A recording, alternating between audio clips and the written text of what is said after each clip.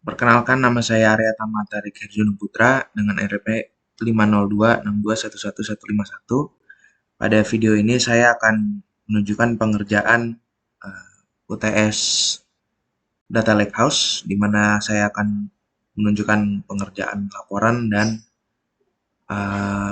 ETL dan pengerjaan data warehouse. Pertama adalah proses bisnis. Untuk proses bisnis ini yang akan saya kemukakan ada 5. Proses-proses bisnis tersebut ialah proses penjualan atau sales, manufaktur atau manufacturing, persediaan, pengadaan, dan juga SDM. Kemudian untuk menjabarkan 5 proses bisnis tersebut, telah saya tuliskan entitas, atribut, dan hubungan dari proses-proses bisnis itu sendiri. Sebagai contoh, proses penjualan, saya buatkan entitasnya seperti penjualan, produk, pelanggan, pesanan, dan faktur. Untuk atributnya, ID penjualan, nama produk, nama pelanggan, tanggal pesanan, jumlah, harga, total. Untuk bagian hubungan, nanti akan penjualan berhubungan dengan produk, pelanggan, pesanan, dan faktur. Kemudian untuk proses manufaktur, entitasnya itu ialah produk, pabrik, bahan baku, dan pesanan produksi. Untuk atributnya, ID produk, nama produk, lokasi pabrik, bahan baku, jumlah produksi. Untuk hubungannya, produk terkait dengan pabrik dan bahan baku, dan pesanan produksi berhubungan dengan produk dan pabrik. Kemudian proses persediaan memiliki entitas produk, gudang, dan stok. Kemudian atributnya itu adalah nama produk, jumlah stok. Kemudian hubungannya, stok berhubungan dengan produk. Kemudian untuk proses pengadaan memiliki entitas pesanan, pembelian, vendor, produk, penerimaan pesanan. Untuk atribut, ID pesanan, nama vendor, tanggal pesanan, status pesanan, harga, dan jumlah. Kemudian untuk hubungannya, pesanan pembelian berhubungan dengan vendor, produk, dan penerimaan pesanan. Kemudian ada proses sumber daya manusia, di mana memiliki entitas karyawan, departemen, penggajian, dan rekrutmen. Untuk atributnya, nama karyawan, departemen, gaji, dan tanggal rekrutmen.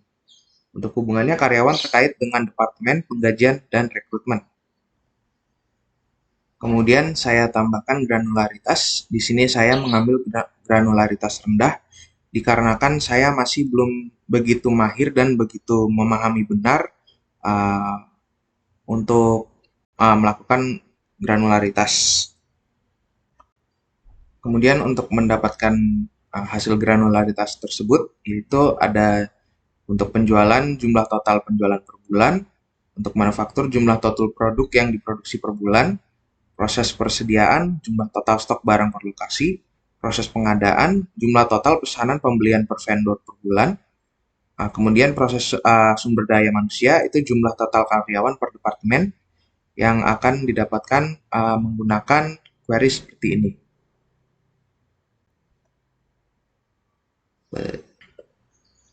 Kemudian adanya dimensi seperti pada proses penjualan, adanya dimensi produk, dimensi pelanggan, dimensi waktu. Untuk proses manufaktur ada dimensi produk, pabrik, dan waktu.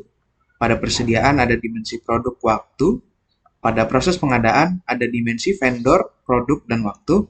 Kemudian di sumber daya manusia ada dimensi karyawan, dimensi departemen, dan dimensi waktu.